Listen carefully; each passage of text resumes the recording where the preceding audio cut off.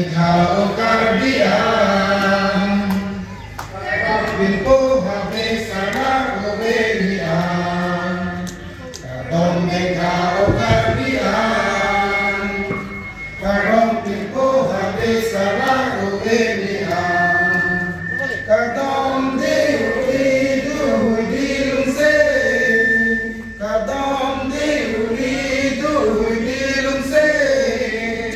Lung sepi, oh sepi, lung ke satuan. Kadom khao karbian, kadom binpo habe sana obedian. Habe binpo salaan, pangcoy mampu ceritaan, basa pihak haripian, nasi kong sakit sakung datang,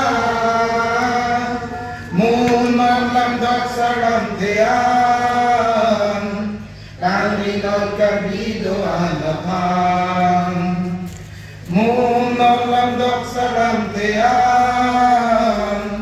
kalinon kabido anapan. Kadom khao karbian, kadom binpo habe sana obedian. Lung se diuri juhui dian, ceban non ceso cekidoan. Lung se diu cekidoan, piling duk non piling, sai non pandeng kaki, ingun ngabe sai nanti.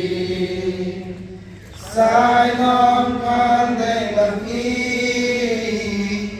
ingun ngabe sai nanti.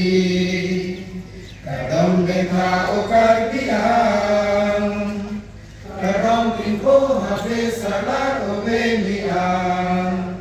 Lengdun ken saku doang, cebon non cemburu balong, karbian long jadian long, wan non bini jirjardongan, o kan hon nepi karbilong ni, beham non bini negeri negeri.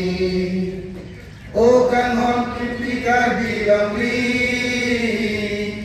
beham non bini negeri negeri. Kadom khao karbian, kadom binpo habe sana obedian.